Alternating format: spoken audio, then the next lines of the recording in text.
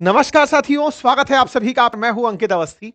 Donald Trump के साथ यार लोगों ने शादी में रूसे हुए फूफा वाला हाल कर दिया है। बेचारे नाराज थे कि हम साउथ अफ्रीका नहीं जाएंगे G20 में शामिल होने के लिए।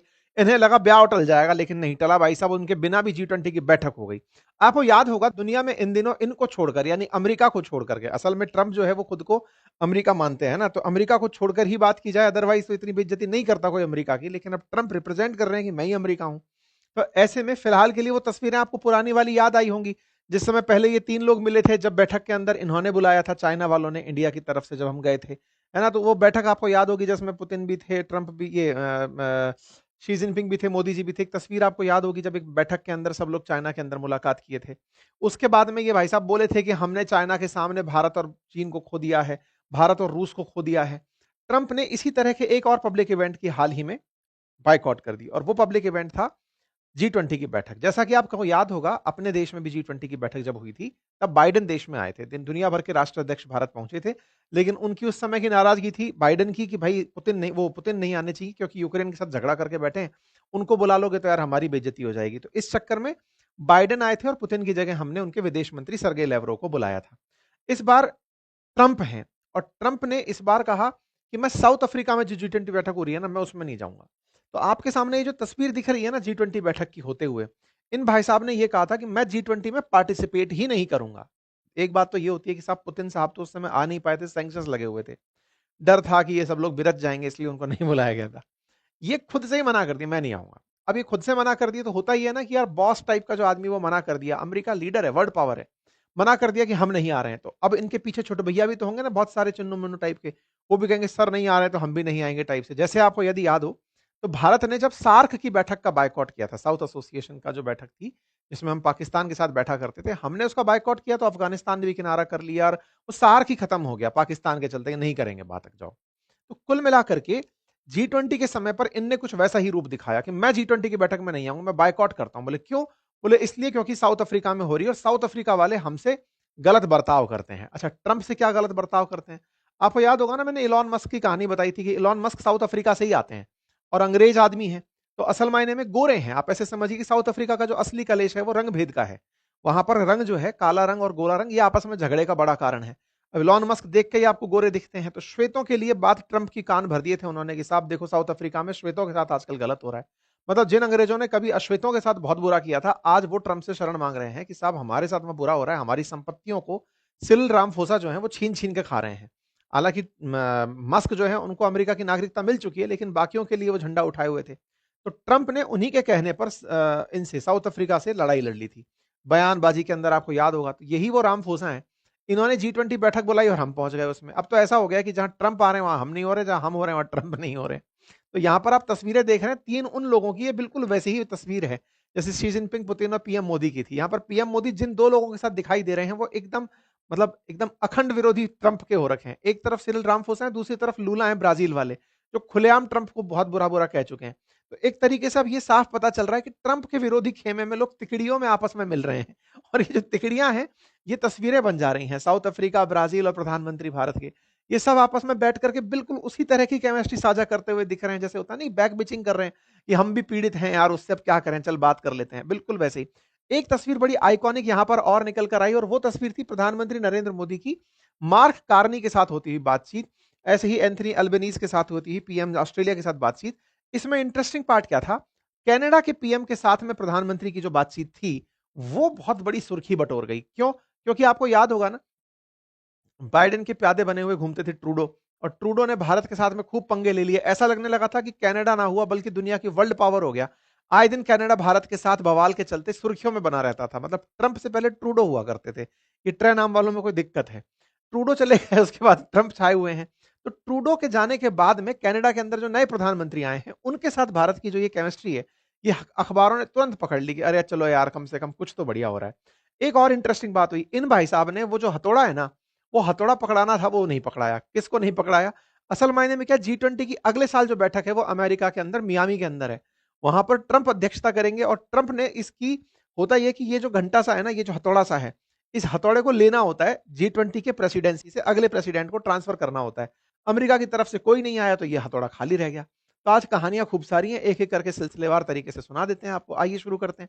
तो आपके सामने प्रधानमंत्री नरेंद्र मोदी की यात्रा है सबसे पहले, और सबसे बड़ी बात जी20 से रुख करते हुए आगे बढ़ते हैं। जी20 असल मायने में दुनिया की 85% जीडीपी को कंट्रोल करने वाले 20 देशों का एक समूह है, और उसके अंदर अर्जेंटीना, ऑस्ट्रेलिया, ब्राजील, अल्फाबेटिकली बता रहा हूं, Brazil, Canada, China, France, Germany, India, Indonesia, Italy, ये सारे देश शामिल हैं। ठीक है, इसमें अमेरिका भी शामिल है। और इन देशों को अगर नक्शे पर देखोगे तो लगता है कि सारा यही तो है, और कौन है बाकी? तो छोटू मोटू टाइप के हैं। अफ्रीका के अंदर भर के देश चले हुए हैं जिनको कोई जी20 में ले ही नहीं रहा।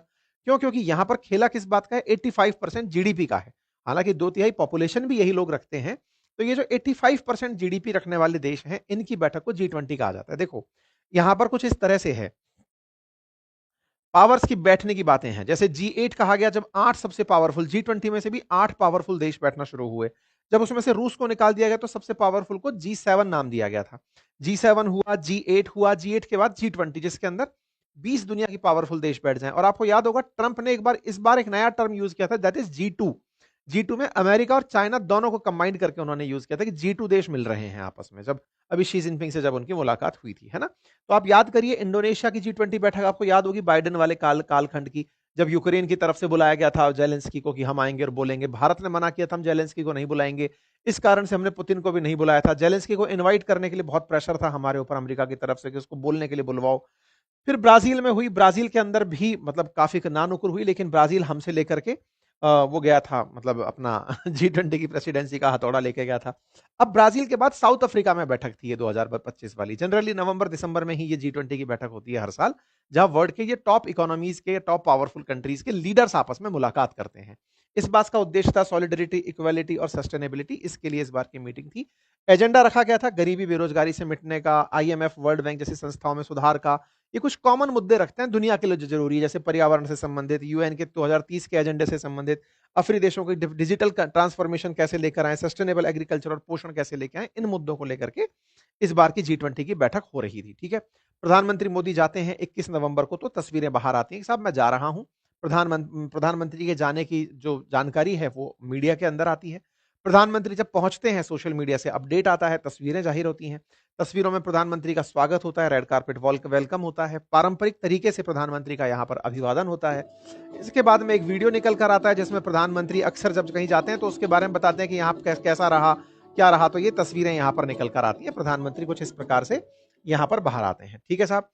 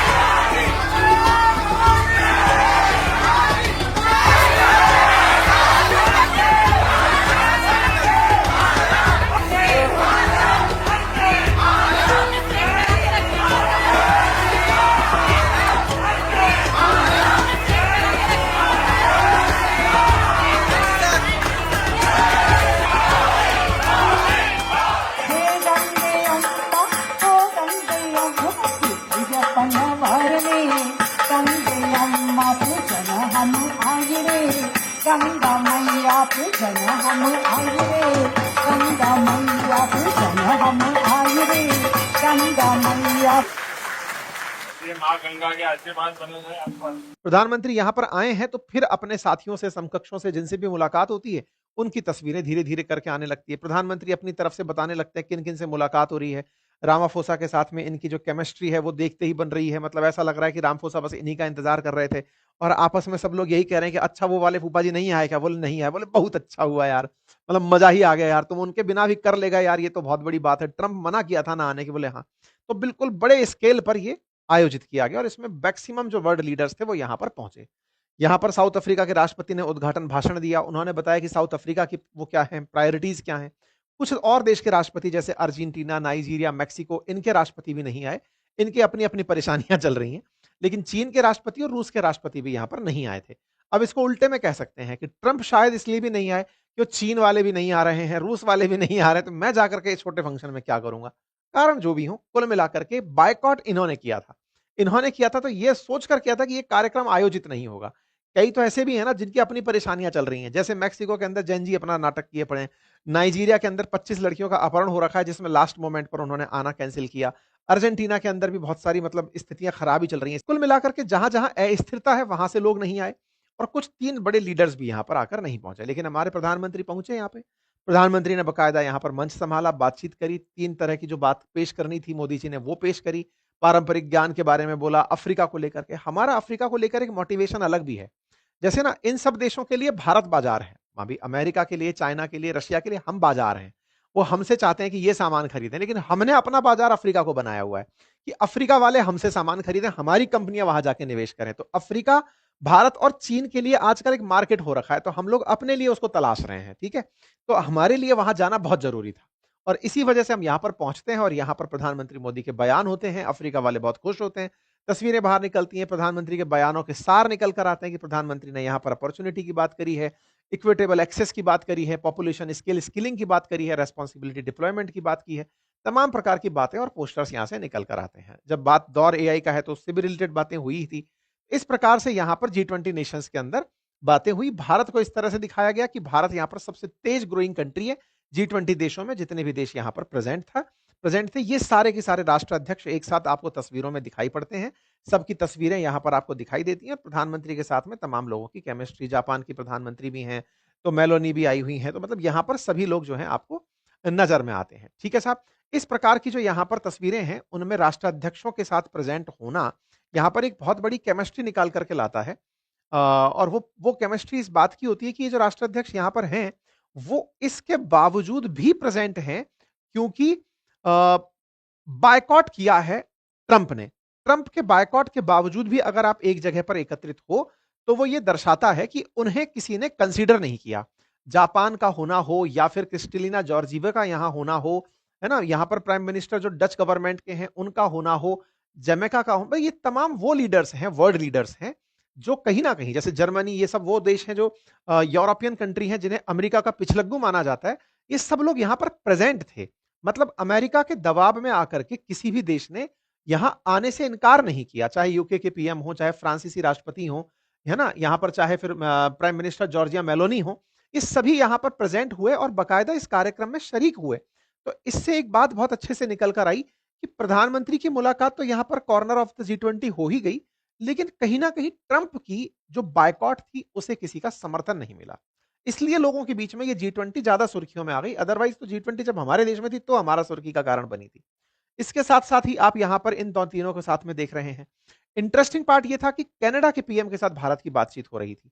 एक न्यू इनिशिएटिव को शुरू किया गया जिसका नाम रखा गया Australia Canada India technology and innovation, ACT नाम से। ये इनोवेशन जो है वो इनोवेशन से ज्यादा एक तरह से कहिए तो रिश्ते बहाल करने की बातें हैं। कनाडा के साथ में हमारे रिश्ते फिर से बहाल हो रहे हैं, इसीलिए ये बातें भी हेडलाइन बनकर के आई कि भाई कनाडा ने भारत के साथ मिलकर के एआई और टेक्नोलॉजी पे बातचीत की है। क्योंकि ये महाशय जब थे, ये ट्रे नाम वाले जो टर टर करते हैं, चाहे ट्रंप हो चाहे ट्रूडो, इन लोगों ने जो बातें बिगाड़ी है ना, तो कुल मिलाकर के इनकी बात के बाद में फिर से कोई नई बात थी। तो सिरिल रामफोसा का यहां पर प्रधानमंत्री के साथ में बड़ा धन्यवाद वाला काम भी हुआ। प्रधानमंत्री ने बाकायदा यहां से आने के बाद बातें भी रखी। अब इनकी बातें कर लेते हैं, इनका क्या रिएक्शन था। ये तो इसी बात पर मुंह फुलाए बैठे थे कि हम नहीं आएंगे साहब, क्यों नहीं आएंगे, इस पर मैंने आप लोगों को आज से 6 महीने पहले इसी चैनल पर आपको बताया था कि व्हाइट हाउस में जेलेंस्की 2.0 हुआ था, जब ट्रंप ने सिरिल रामाफोसा को बैठ के डांट दिया था। जब डांट दिया था तो हमने सेशन किया था, आपको बताया था कि भाई देखो कैसे कैसे हुआ था। ये तस्वीरें आपको याद होंगी जिसमें रामाफोसा कहते हैं कि सर आप हवाई जहाज भले ही लेके बैठे हो, लेकिन कतर की तरह मेरे पास आपको हवाई जहाज देने के लिए नहीं है। फिर ये बोलते हैं कि तुम्हारे देश के अंदर तो अंग्रेजों को मारा जा रहा है, डचों को मारा जा रहा है, यू मतलब जो अंग्रेज हैं, श्वेत हैं जो हैं, उनकी संपत्तियों को लूटा जा रहा है। तो ये कहते हैं कि आपके पास गलत न्यूज़ है सर, ऐसा कुछ नहीं है। तो फिर ये टीवी चला के दिखा देते हैं, पोस्टर निकाल के दिखा देते हैं, देखो ये लोग कह रहे हैं। बोले सर कोई बात नहीं, आपको बुरा लग रहा है लगने दीजिए, मुझे फ़र्क नहीं पड़ेगा। मैं तुम्हारे साथ सैंक्शन लगा दूँ, बोले लगा दो। मैं तुम्हारे यहाँ जी20 में नहीं आऊँगा, मत आओ। मैं टैरिफ लगा दूँ, बोले लगा दो। मतलब ये बिल्कुल उस तरह से कहते हैं कि और क्या बिगाड़ लोगे हमारा? इतना तो पहले ही बिगाड़ लिया तुम गोरों ने हमारा। भई अश्वेतों के ऊपर जो श्वेतों ने जो यातनाएँ की हैं, वो कम थोड़ी हैं। ये उसी बात पर गए, क्या बिगाड़ लोगे? ये तो बहुत कॉमन सी बात है ना, ब्लैक एंड व्हाइट के बीच का होने वाला कॉमन डिस्कशन है। तुम हमें धमकाओगे, दबाओगे, हमसे चाहोगे कि हम खड़े ना हों, हम तुम्हारे सामने ना आएँ, कोई बहुत बड़ी बात नहीं है। हमें तुम्हारे इस ह्यूमिलिएशन की आदत है। मतलब जो ट्रंप हरकत कर रहे थे, उसे पूरे वर्ल्ड ने, विशेष रूप से जो पीपल ऑफ कलर्स हैं, उन्होंने इस तरह से लिया कि ट्रंप जो तुम कर रहे हो ना, बड़ा बचकानी हरकत है यार। तुमसे मोस्ट एक्सपेक्टेड है, बस ये हो सकता है कि नए लोग जो हैं, नई जनरेशन के लोग जो हैं, वो तुम्हारे अंदर जो नस्लीय भेदभाव है, उसे अब देख पा रहे हैं। बाकी पुराने लोगों को ये किस्से से लगते हैं, मतलब नए जनरेशन को पुराने लोगों की बातें किस्से कहानी सी लगती हैं कि अरे क्या ही फ़र्क पड़ रहा है। तो बस यहाँ पर इस तरह की बात हुई। अमेरिका का बायकॉट कोई असर नहीं डाला, लोगों ने खूब मीम बनाए। कुछ इस तरह से बनाए, ट्रंप ने कहा कि मैं नहीं आ रहा हूं, तो दुनिया के देशों ने कहा वेरी गुड, मत आइए, हम सब मिलकर के कर लेंगे। तो सबने मिलकर के कर लिया। लोग दिखा रहे थे कि ट्रंप तुम्हें लगा था जी20 की बैठक नहीं होगी, देखो आंख खोल करके जी20 की बैठक बढ़िया से हो गई है। तो साउथ अफ्रीका ने कुल मिलाकर के वो कर दिखाया कि ट्रंप के बिना भी उसने वो कार्यक्रम आयोजित करा दिया। जनरली क्या होता है, जब कोई बड़ा लीडर नहीं आता तो उसके पिछलग्गू लोग डरते हैं कि भाई इस पूरे पूरे जी20 के एजेंडा को पास कराना है। अब मतलब जी20 के अंदर कुछ विचारधारा लेकर के बैठक आयोजित हुई है, तो फाइनली एक बाहर डिक्लेरेशन निकल के आता है जिसको अडॉप्ट कराना जरूरी होता है। कई बार अडॉप्शन के बिना चीजें अटक जाती हैं कि भाई मैं जो बोल रहा हूं क्या आप भी वही बोल रहे हो, तो कई बार कंसेंसस नहीं बन पाते। ऐसे में जी20 का वो फाइनल डिक्लेरेशन भी अडॉप्ट कर लिया गया। तो ये भी ट्रंप के लिए एक बहुत बड़ी हार के रूप में देखा गया। तो इसका अमेरिका के बिना अडॉप्ट हो जाना, ये वो दर्शाता है कि तुम नहीं भी आए तो क्या ही फ़र्क पड़ गया यार। तुम्हारे बिना भी दुनिया है, बस तुम्हें ही यही बात बतानी है।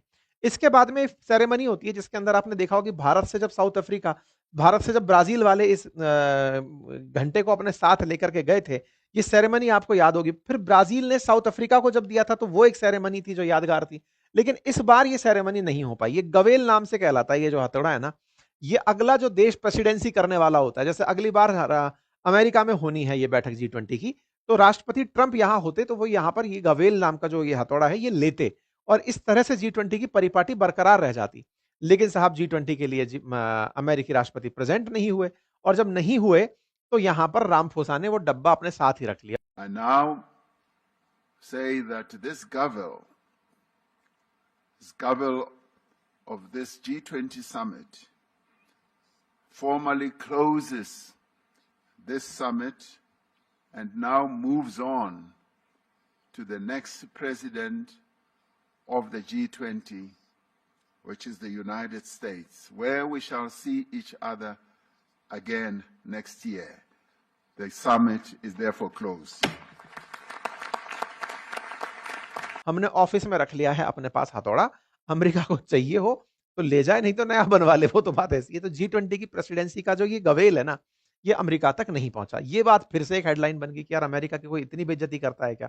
मतलब राष्ट्रपति से पूछा जा रहा है, मतलब लोग कह रहे हैं कि यार उसके एम्बेसडर को ही बुला के दे दिए होते, तो वो कह रहे हैं कि अपना एम्बेसडर ही भेज दिए होते और किसी को नहीं भेजे होते। ये वो वाली बात है ना, फूफा जी नाराज है, कोई बात नहीं, घर के छोटे बच्चे को ही भेज दिए होते कि जा भाई फंक्शन ज्वाइन कर ले, तो वो भी नहीं करवा पाए हो। तो कुछ इस तरह से यहाँ पर बड़ा रूसा मटकी का नाटक रहा। ट्रंप की तरफ से कोई बयान आया क्या, व्हाइट हाउस की तरफ से आया क्या? तो उन्होंने कहा कि हाँ बिल्कुल ये गलत हुआ है, साउथ अफ्रीका में इतनी दिक्कतें हो रही हैं, फिर भी ये सब लोग इस तरह से काम कर जा रहे हैं। पर कुछ भी हो, कुल मिलाकर के दुनिया ने एक नई राह, एक नया अल्टरनेटिव जो प्रेजेंट किया इस मीटिंग के माध्यम से, वो सबके बीच में चर्चा का विषय है। बाकी आप लोग इस मीटिंग से क्या एक्सपेक्ट करते हैं और किस तरह से इस तरह के ग्लोबल मीटिंग्स को देखते हैं, जरूर कमेंट बॉक्स में बताइए। चैनल पर नए हैं तो सब्सक्राइब कर लीजिए। बाकी हमारे एप्लीकेशंस बातें बाजार की और अपनी पाठशाला उपलब्ध हैं, आप वहां से अपने लिए कोर्सेज भी देख सकते हैं। बहुत बहुत धन्यवाद।